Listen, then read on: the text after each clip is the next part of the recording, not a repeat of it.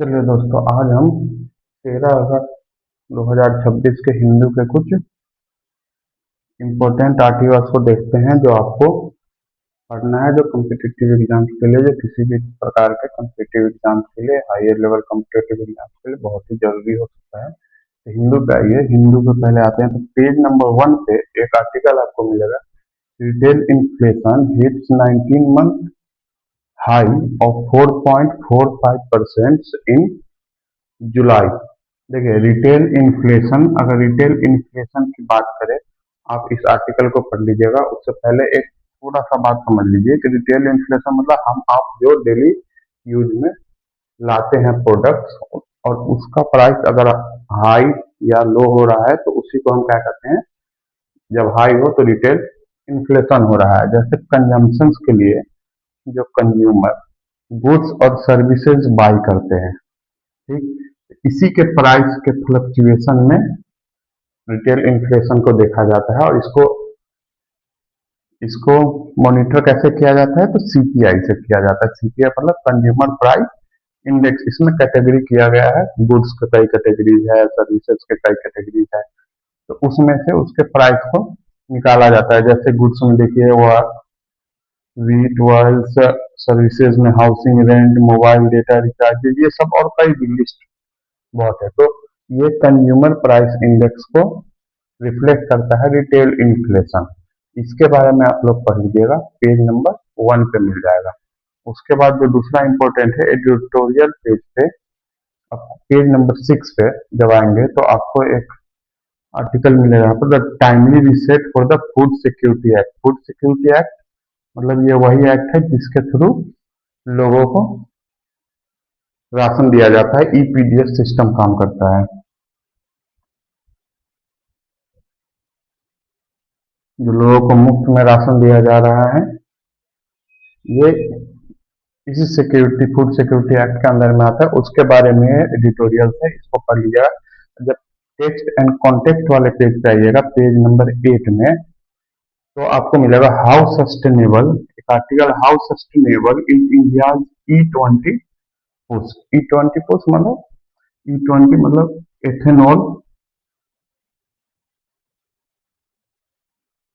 Ethanol blending की बात हो रही है। मतलब E20 मतलब 20% इथेनॉल ब्लेंडिंग होगा किसमें, मेन पेट्रोल में। तो जो 20% मेन पेट्रोल में इथेनॉल ब्लेंडिंग होता है, उसके बारे में आर्टिकल है। आप टेक्स्ट एंड कॉन्टेक्स्ट के पेज 8 पर आप पढ़ लीजिएगा। सस्टेनेबल कितना ज्यादा सस्टेनेबल है, जिससे अभी कंट्रोवर्सी भी चल रहा है कि E20 को लेकर कि इंजन खराब हो रहा है बाइक बाइक का, और व्हीलर, फोर व्हीलर से सबका। चलिए देखिए, अब हम आते हैं बिजनेस स्टैंडर्ड के, न्यू दिल्ली एडिशन है। पेज 2 पे जब आएंगे तो आपको एक जगह पे मिलेगा ये आर्टिकल, आफ्टर रतन, नीचे पेज 2 के नीचे कॉर्नर पे मिलेगा आपको, आफ्टर रतन टाटा डिमाइस। देखिए, रतन टाटा का एक एरा था पूरा का पूरा, ठीक, जो अपने सोशल वेलफेयर के लिए जाने जाते थे, अपने बिजनेस स्ट्रेटजी के लिए जाने जाते थे। तो मतलब after the demise of Ratan Tata the unravelling script, मतलब टाटा एम्पायर में बहुत कुछ ठीक नहीं चल रहा है, उसके बारे में बताया गया है। देखिए, ये टाटा इतना बड़ा एम्पायर है कि मतलब देश में देश के जीडीपी में एक बहुत बड़ा कंट्रीब्यूशन रहता है। तो अगर यहाँ पर कुछ ऐसा होता है जो देश की इकोनॉमी के लिए सही नहीं है, तो इसके बारे में लिखा हुआ है, ये आप पढ़ लीजिएगा। दूसरा है economy and the public affairs वाले पेज पर, पेज नंबर 6 पे जब आप जाएंगे तो कॉर्नर पे ही ऊपर टॉप कॉर्नर पे ही आपको मिलेगा डाटानॉमिक्स, ठीक। ये डेटानॉमिक्स वाला जो है, इस पर इसमें लिखा हुआ है कावेरी वाटर डिस्प्यूट्स के बारे में लिखा हुआ है, जो कर्नाटक, तमिलनाडु, ये सब साउथ वाले राज्यों में चल रहा है। उसको आप पढ़ लीजिएगा, the anatomy of the Kaveri waters के नाम से ये पूरा का पूरा एक आर्टिकल छपा हुआ है, ठीक। उसके बाद जब पेज नंबर 14 पे आप आएंगे, पेज नंबर 14 पे, तो वहां पर एक article, India top 500 listed firms have only 9 women CEOs. देखिए, हायर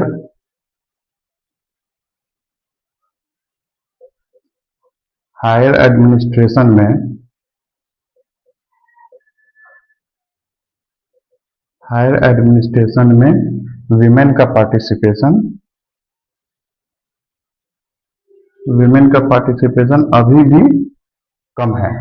तो इसके बारे में ये बताया गया है कि जो भी लिस्टेड फर्म्स है हमारे एक्सचेंजेस में, उसमें अभी भी मतलब सिर्फ 9 ही है जो टॉप पोजीशन पर काम कर रहे हैं, जो सीईओज के रूप में है। तो इसके बारे में आप लोग पढ़ लीजिएगा, ये सब बहुत इंपॉर्टेंट है एग्जाम्स के पर्सपेक्टिव से, कॉम्पिटिटिव एग्जाम्स में। और वैसे भी जनरल अवेयरनेस के लिए ये सब चीज एक आपको डीप नॉलेज देके जाएगा। तो चलिए फिर अगले दिन मिलते हैं, तब तक के लिए थैंक यू।